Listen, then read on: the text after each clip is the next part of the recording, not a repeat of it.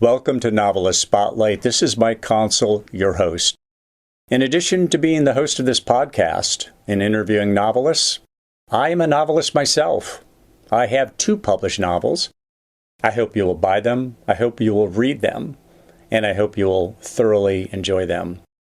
My latest is titled Family Recipes, a novel about Italian culture, Catholic guilt, and the culinary crime of the century. My previous novel is titled Hardwood, a novel about college basketball and other games young men play.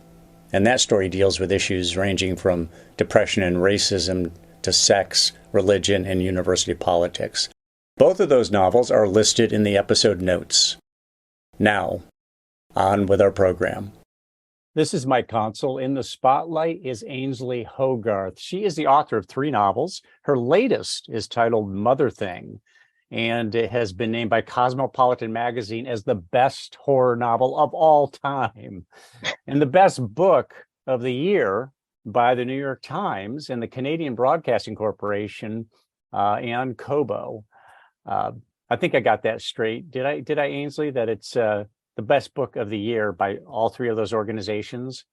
Yes, you're correct in those accolades. There we go. Well, they're tremendous accolades. And New York Times book review called the book a quirky, gruesome, utterly original feminist horror experience. And Publishers Weekly wrote that Motherthing is a masterfully crafted horror novel that is by turns humorous and deeply unsettling. This dark domestic drama packs a punch, end quote there. So Motherthing is one word, mother and thing. She's dead in the basement and she's refusing to leave.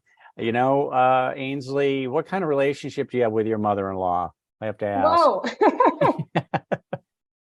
Perfectly fine, actually. That's the funny thing. People do ask that.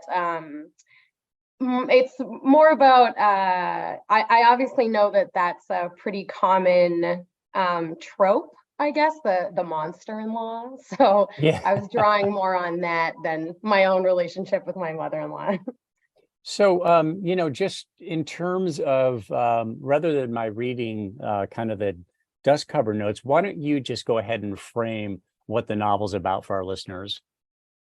Yeah. So the novel's about a woman named Abby, who essentially, her mother-in-law on basically the first page dies by suicide, and it sends her husband spiraling into a depression, and she feels as though it's up to her to cure him of it. And that's kind of the gist. And then, of course, her mother-in-law isn't actually dead. She's living in the basement. She's haunting the basement. Yeah, that's kind of the gist without giving too much away. So this is a psychological thriller, and right from the start, you said page 1, boom, there goes the mother-in-law, or mother in his case, mother-in-law in Abby's case. What inspired the story? How was there anything that went on in your life, or anything that you saw, anything that you heard that made you think, well, this is an idea I want to develop? Yeah. So I kind of set out to write. I got very interested in stories about like shared madness, and this kind of idea that there are these 2 people who may never have done anything crazy had they never met one another. So I sort of wanted to get really close to a relationship like that, where it's sort of the way that these 2 people interact with one another, the sort of, I guess toxicity isn't quite the right word, but the lack of boundaries, like how that sort of thing happens, like just getting really up close into the process of sort of 2 people kind of becoming unhinged together and enabling one another's detachment from reality. So that was kind of what I set out to write. Sorry. Yeah, you have a couple other novels. One's called The Boy Meets Girl Massacre. Another one is called The Lonely. And then you have a forthcoming novel called Normal Women. Did I Yeah. get that all right? Yeah, you did. That's going to be in October that Normal Women is released. Yes. Yeah. Normal Women comes out in October of this year. Okay, very good. So, has Motherthing been discussed at all as a possible? I mean, it sounds very cinematic. I can easily see that being a movie or a streaming series. Have you had any interest in it from that front? We've talked about it. There's some interest. We're working on it, basically. Keeping our fingers crossed for that. It's kind of a whole other ball game. I'm less familiar with that side of things, so it's been an interesting process, an interesting learning experience. But yeah, hopefully is the answer there. Okay. What differentiates your other novels from Motherthing? You've got the Boy Meets Girl Massacre and The Lonely and Motherthing. What differentiates each of them? I would say only the age of the protagonist really differentiates these novels. So my first two novels, The Lonely and The Boy Meets Girl Massacre, so they were, when I wrote them, I didn't really kind of write them as YA. I didn't really know much about YA. And then my agent at the time, because when she was putting them on submission, YA was like a really sort of hot genre. And so she was thinking that because the protagonists are a bit younger, that we would pitch them as YA, and that is how they sold. But then when they came out, a lot of the reviews and specifically kind of the people who gatekeep that world for younger people were basically like, these books are not YA, so we can't like put them in the library, or we can't, so I would say the only thing that really differentiates them is the age of the protagonist. Otherwise, they're kind of similar psychological horror novels. So your forthcoming novel, Normal Women, what can you tell us about your new title? The title, it's like, sorry, the book or specifically the title? No, the book itself. I mean, obviously you don't want to give too much away, but is there something you can tell us about Normal Women that people can look forward to? Yeah. So it's about a woman who, she's a new mom who realizes that she's put herself in a sort of precarious financial situation. She's decided not to go back to work and to stay home and raise her baby. And then she starts getting a lot of anxiety about that and about sort of what would happen if anything should happen to her husband, like, just starting to feel anxious about that. And so she sort of calms herself down by going to the part of town where she knows that sex workers work, and watching them, and just sort of trying to kind of just watching them is making her feel better, because she's sort of thinking to herself, like, this is always an option for me. And then as she's kind of watching these women, one of them disappears, and so she then solves that mystery. That's sort of what it's about. There's more to it, but that's kind of like the driving part of the plot. I've never heard a story like that before. That's interesting. So she saw that as an option, and she was observing and understanding and learning, maybe a little bit voyeuristic at the same time. Yeah. She was seeing who the Johns were and how they behaved and so on. Yeah, trying to think like, okay, could I do this? Like, is this? So that's the story there. On average, I don't know if you can answer this, but if you've ever kind of averaged it out, how long does it take you to produce a final draft? I tend to work pretty quickly. The novel that's coming out this year, I wrote in about a year. And it's funny because there have been periods where I'm working full-time and writing, and periods where I've been able to, like when I was on maternity leave and things, like obviously, the baby's not work, but you have a little more flexibility to your time, and it always kind of shakes out to about a year, I would say. About a year. So how do you say you work pretty quickly? How do you work? Talk about your routine. Yeah. So it used to be that I would wake up like when I was working a full-time sort of nine to five job. I would get up usually a couple hours before I had to leave. So 5 or 5:30 or 6, and then just sit down and get words out. That's kind of always what I do, is I just try to get words out. I don't try not to overthink it when I'm just kind of doing that part of it. Just get them out there. And then the same kind of, I just still kind of do the same thing, because I feel like only now the difference is that I try to write during like nap time, or if I can ever steal some time for myself from the kids. So it's a little less organized than it used to be, but basically that the process is just to like not think too much in the first draft part of it, and then in the editing process then agonize over things. But that's So you try the not to process, is censor. to not think too hard. Yeah, you don't want to censor yourself. You don't want the editor, the internal editor, to be there putting a damper on your thoughts, and so it's really producing copy at that point. Then the refinement comes later. I get it. So Yeah. you were getting up when you were doing the 8 to 5 or 9 to 5. You get up a couple hours early, get a couple hours in. And how many hours do you work per day? What's realistic in terms of number of hours you can work per day on a manuscript? Right now, realistically, I'm able to get about an hour and a half in a day. And then on the weekends, depending on what's going on, I try to get like 4 hours of writing in on the weekend if I can. But yeah, that's kind of it. When both my kids are in school, it'll be nice, because then I'll be able to write more. But yeah, about an hour and a half a day, I would say.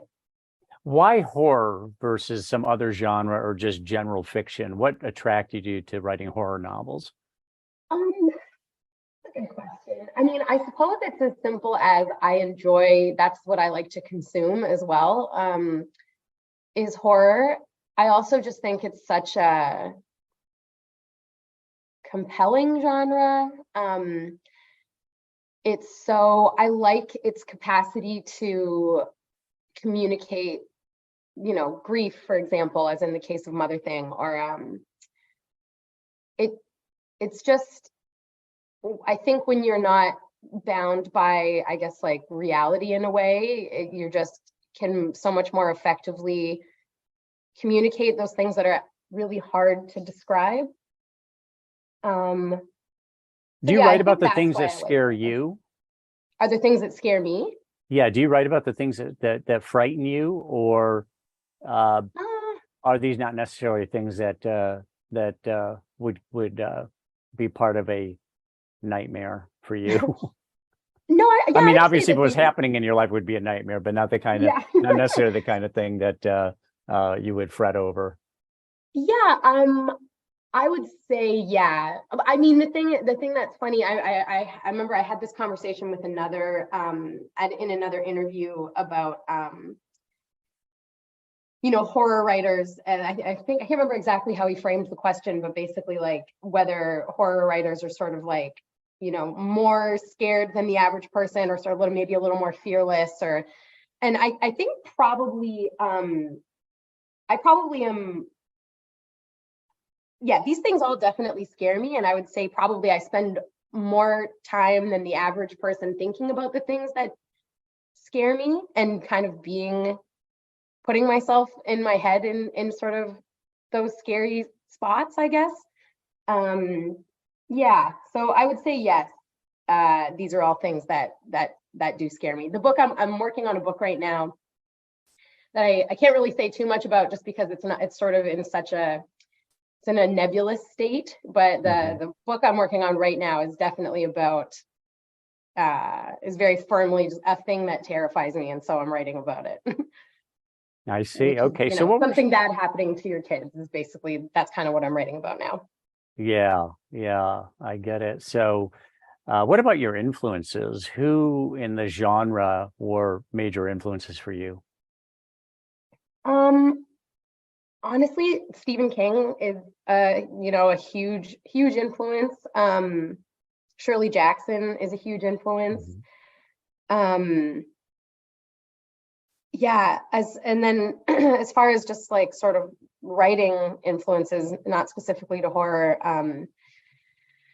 Eudora Welty is a huge influence on my writing. She was the writer that I read that made me kind of be like, yeah, I want to really try to do this, like really give it a go. That's Yeah. interesting. So you read outside your genre. Do you think do you think that's important for a writer to not just stay within the confines of their genre, but to read more widely than that? Oh yeah, definitely. What does it do for you? Oh, it's just, I mean, every story is good for a writer to read, no matter what it is. Every, you know, being able to see the story in everything, even, for sure. Like, it's funny because I know that the just as an example, I know that the space I write in is literary horror, and like the book that's coming up this year is literary fiction, but like my personal taste is so much trashier than that. Like I Did you really say read flashier? like trashier. Trashier. I see. Yeah, As like in what? much. Like, Oh, like, I love reality TV. I love, sort of like the schlockiest horror imaginable. Like I also really love the good horror, like the Ari Aster, horror and things like that. But yeah, I feel like you gotta know, or at least be interested in learning about all of it in a way. yeah, yeah. As a journalist, as an editor, I would always tell my reporters, we tend, whatever you're in, with whether it's business or sports or whatever, tend to use the same phrasing, the same kind of analogies and so on, which is why it's important to read outside your particular area, because then you start to pick up other phrasings, other types of analogies that make your writing fresher instead of going down that same channel that everybody else is in. So, I mean, it makes perfect sense to me. Let me get For back to sure, the New like York. that type of phrasing and stuff, and also even just being able to apply those new perspectives to your genre or how you work, or even including being able to write sort of when you think about, I don't know, like if you take a movie, let's say like The Fly. Are you familiar with that movie, The Fly? With Yeah, yes. yeah, Jeff and how Goldblum and Gina Davis. Yeah. yeah, that's right. Directed by Canadian David Cronenberg. But that movie is an example of like it's like a very compelling love story almost first, and then it is a like grotesque body horror. So I feel like there's always a benefit to being able to recognize and see and build those stories into your horror story, for example, or whatever. You know what I mean? Yes, I do. I do. Let me get back to the New York Times book review for a minute, because when I read that little excerpt, it says utterly original feminist horror experience. What's feminist about Motherthing? Um, it's tough. That's a tough one to answer, I think, because I think that there is this trend right now, or not trend, but this way of thinking right now that if something is particularly grotesque, that is what makes it feminist. And I don't necessarily agree with that, because I feel like that makes it almost seem like a shtick, I guess, where I feel like, women live a lot of body horror. Like there's a lot more body horror in the day-to-day life of women than men, for example. So I feel like using the sort of the grotesqueness of the novel as a metric for its feministness isn't necessarily, is not something I necessarily feel comfortable with. But I think probably that has something to do with it being described that way. I would also say the fact that it is about, you know, Abby is kind of the heteronormative nightmare in a lot of ways. You know, this idea that it's your job. I mean, it's unspoken, but it's kind of understood, I think, in a lot of heteronormative relationships, that when you get married, you are in a weird way responsible for the health of your husband in a way that it really shouldn't be your responsibility. Like when you think about, you know, how many times it's even a joke on TV, like the wife is sort of like taking like the meatball sub away from her husband kind of thing, or like, you know, the fact that a lot of men, when they do get married, do rely on their wives for like emotional support to, you know, help them with their mental health, because that's not part of the education for young men growing up. It's harder for men to talk to one another. So I feel like probably because that is a big aspect of the book, that to me is kind of the horror of the novel, that I would say is probably mostly what makes it feminist. That's interesting. Body horror, you called it. You know, there's a saying, just in terms of women's responsibility for keeping their husband happy and so on. There is this saying that, or this line of thought, that when a man and a woman get married, it substantially improves the man's life. Not so for the woman. That men get much more out of the marriage. It's a much bigger lift for the man than it is for the woman. You said, yeah, without hesitancy. Tell me why. Well, no, I just meant because I actually just read a statistic about women. Women are, and I'm trying to remember it exactly so I don't mess it up, but basically like a man's life expectancy is decreased after divorce, whereas a woman's life expectancy increases. And that I just thought was wild. Yeah, well, you know, you were just saying men not talking to each other all that much. Women tend to be much better at staying connected to friendships and looking to other people to help. Men tend to get isolated, I think, in many cases. Obviously, I'm generalizing, but it's a generalization for a reason. I mean, there are certain, you know, when it comes to the genders, there are certain behaviors or certain characteristics that are true to form most of the time. Definitely.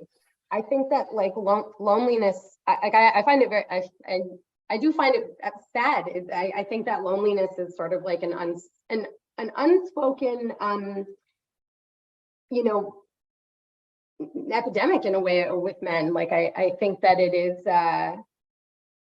is something that I think should probably be discussed more, or the actual sort of like negative health effects that loneliness has, because it's not nothing to be sort of disconnected that way on your health and things like that. I think Got it's it. a big deal.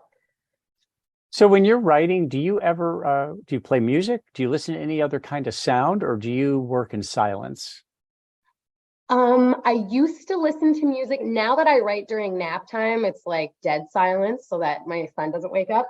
But I used to listen to music. I would often listen to film soundtracks a lot. There's soundtracks a lot. So they would be singing in lyrics, and that was okay. It didn't. No, so actually scores, I should say. I would listen to this. Okay. So it's more okay. So it's instrumental. Yeah, instrumental. Okay. So how about? Well, let me ask you about the actual writing process. What's the most rewarding part of the writing process for you? Can you identify something, because obviously the reason you write is you get some kind of emotional reward out of that. What aspect of it appeals to you the most or gives you the greatest thrill or reward? Could you identify that, suss that out? There's probably two things. So one, I really like surprising myself, which happens a lot when I write, probably because I try not to get in my own way as much as possible. So that is always exciting and feels good.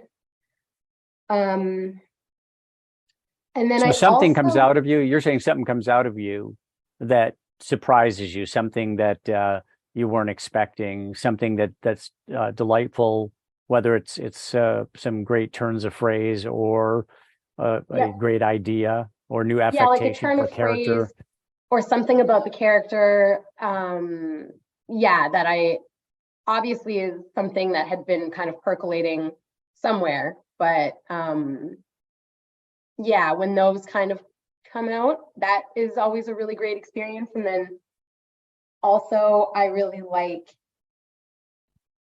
problem solving, and I do think that a lot of writing is problem solving in a way, making sure that sort of all of your threads follow through to the end and nothing's getting in each other's way and everything is extremely consistent, and making it as clean as possible. So that I like that type of work as well. So I like that. What aspect of your writing do you feel is strongest? Is it dialogue? Is it characterization? Is it setting scenes? What do you think is your strongest aspect to your writing skills? Probably just because it's the thing that I like the most when I'm writing, and I think the most about is, I think creating an image is probably my strength. And I think that probably comes from, I've always watched a lot of movies, and honestly, I would say that probably my writing is more inspired by movies even necessarily than other writers. Obviously everything you sort of read or watch is an inspiration to you, but I find that I'm more moved to sort of jot down an idea when I'm watching a movie that's really got me. Mm-hmm. Whereas and when you say other an image, writers, I just sort of admire and just enjoy and love to read. But I find that when I'm watching movies, I'm a little more tuned into ooh, that's an interesting thing that person did or whatever. So when you talk about creating an image, can you elaborate on that a little bit? Are you talking about an actual person, or are you talking about a scene, like the ambiance, or are you talking about the monster, so to speak? I think for me, what that means is sort of nailing the detail that gives you the whole picture of either the person or the setting or even the situation, that one detail that makes everything, that makes you see everything, if that makes sense, as the reader. Got it. Yeah, I do. I get it. Since Cosmopolitan calls this the greatest horror novel ever, I would be remiss if I didn't say, let's have you read a little bit of the book, an excerpt from there. Can you read for a couple minutes? Let me just see here. Okay, so I found it here. Okay, so yeah, this is just a teeny little part, but it kind of gave me, this was an example of a bit that it just felt like it was just, in my head when I was writing it, I remember feeling like I'd really nailed the image of this character. which is a dog. The character is like a dog, but the nailing the dog character helps with the owner of the dog, her character as well. So in this particular part, Abby is talking about her mother-in-law's house, where they've moved. They had moved in a year ago to help take care of her when she was starting to experience depression and not being able to take care of herself as well. So this is Abby talking about the house and also the neighbor who comes by from time to time. Okay. All right. The house is in a neighborhood of tall, proper homes that had been erected tight as matches within walking distance of what had once been an extremely successful gin distillery. Similar but not identical, appointed with enough thoughtful detail to harvest boundless loyalty in the employees for whom they'd originally been built. Now the century-old distillery is a popular event venue, mostly weddings. On Sunday mornings, Ralph's mother would sniff around the alley for discarded centerpieces and flower arrangements, accompanied from time to time by Irina from next door, and Irina's dog Cud, a 14-year-old Pomeranian which hung from her hip like a colostomy bag and always had a look on his face like you'd forgotten to wish him a happy birthday. So that's the bit. I felt You want to give us a little more? Oh yeah, sure. Keep going. Sure. Sure. Ralph and I would roll our eyes at each other when Laura elbowed her way through the back door, arms in full bloom, obscuring her face like the poor disguise of a very inept spy. I know you think it's crazy, she'd say. I can feel your looks, slamming the vase on the table for emphasis. Actually mad, not a joke. But what's crazy is letting a $100 centerpiece go to waste. To Laura, collecting these centerpieces simply made good sense, consistent with the meticulous penny pinching she'd employed without shame to buy this house and feed her son and put him through school. This steady supply of $100 centerpieces rotting through wedding season gave the house a damp, jungle-ripe quality you could taste. I could taste it now, that same humid influence, but different, like a river of gore had rerouted itself through the house on its way out of hell. Do you want more? Give us just a little more, sure. Sure. I'd half expected the house to absorb the blood, suck it into its bones and hold on to Laura forever. A little loyalty to its longtime master, not this sprawling, indifferent mess. Ralph is staring at the paramedic's bloody boot prints, fingers straight against his temples again, rubbing as though trying to work an explanation from the chaos of dragged heels and clipped treads. It was one of the curses of Ralph's brain to always be looking for answers, brain insisting that they existed, of course. They just had to be figured out, and then everything would be fine. Ralph, I grab his arm, pull him from his trance. Go to bed. When you wake up, all of this will be gone, okay? You're not allowed to say no, you have to go. Abby, it's 2 a.m. You're exhausted. You're exhausted. Go upstairs or I'll beat you up. I made a fist and graze it against his chin, then quickly kiss where I've touched him, like, don't make me hit you, baby, because I love you, but I will. He smiles and hugs me. I seep through his arms like Play-Doh. There's no greater feeling than being squished to death by Ralph. Good night. I croak, lungs at half capacity. You're gonna feel better tomorrow. Very good. Very good. Now, do you outline your novels or do you write organically? Or what degree to what degree do you outline if you do? I don't. I would say that I mostly I'll put together sort of a loose idea of what happens. The only reason I hesitate to call it an outline is because I don't, if I deviate from it, which I always do, like it's a very loose guide, and it is subject to change, and it does always change. So yeah, so in some sense, I do have an idea of where things are going, but mostly I kind of just go for it, and then sort things out later, if that makes sense. So it sounds like you have a destination in mind for each, say, section or chapter, but it's lightly outlined. So Yeah. it sounds like you're trying to maintain the freedom within that outline so that things can happen organically. You don't know where a character might want to take you. Yeah. Yes. Well, things just change so much throughout the course of writing a book that it's like it's good to have something, I think, like you said, a destination. But it's also good, I think, to be easy to reroute if need be.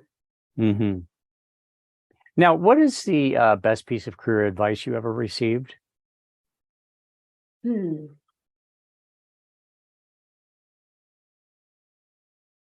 Probably, and this is like a total cliche, but it is so unbelievably helpful, is that what they say to kill your darlings. Just like not being at all precious about your writing, I think, is really important. And that goes for as you're writing, just being able to turf what isn't working. I find it helpful to have like almost like a bin document where it's like, then it doesn't feel like you're totally throwing away things you like, even though you never go back to them. But you never feel like it's lost. Yeah, you never feel like it's lost. You always tell yourself, oh, if I ever want that phrase again or whatever, I can go back for it. But I in my entire life, I've never gone into an old bin and recovered anything. So it just goes to show you how good they were. So that goes for the actual writing, but then that also goes for like not being precious when it comes to like bad reviews or anything like that. Like it just really does, just to be able to really let go of that stuff like that. You use that term, turf it. I've never heard that term before. So basically like put it to the ground, like throw it away. Yeah, like just to toss it kind of thing. So you're talking about, for instance, it may be some phrasing that you really like a lot, but you don't think is really doing anything for the story. Mm-hmm. Or like a tangent that you've written, or a quality, or a little bit of backstory about a character, anything like that. That I just did it actually yesterday. I had this like the piece I'm working on now. I had this like detail about one of the main characters that just didn't work, but I really thought it was such a great detail about a character. And I've been working on this particular piece for a few months, and I've known for a while I need to get rid of it, but only yesterday was I finally like, oh, it's gone. So yeah, just not being precious about that stuff has been a very good piece of advice I received. Because it is, you really get in your own way a lot. Sure. It's one of the challenges of writing. One of the challenges of life in general, I might say. How do you want to see your career develop from here? All I really want is to be able to keep making a living at this. That's always been my goal. And that's really it. And as you know, as somebody who also writes, like, that is lofty in and of itself, because it is such a difficult business, like a fit. So that really is, I think, the dream. Just like a basic living at this would be, and to be able to keep doing that would be, is really all I'm after. Just because I do love to write. This is how I love to spend my time. So yeah, just to be able to keep doing that with my days would be great. Yeah. And as you said, that's a very lofty goal, the idea that you're going to write and you're going to make a living at it. Yeah. I think people don't realize how few authors out there actually make a living at it, a sustainable living at it. It's rare. So, and that's exactly why it's a lofty goal. So, no small feat whatsoever. Well, Ainslie, listen, I really appreciate you taking the time. Congratulations on the accolades you've received for Motherthing. My God, when I read it, I'm like, how these are just really tremendous credits from the New York Times Book Review, Cosmopolitan, KOBO, and so on. Yeah, it's crazy. Yeah, it's got to be exciting, and you got another one on the way. So, again, thank you for taking the time, and best of luck with your future endeavors. Yes, thank you. Thank you for chatting with me too. This was fun.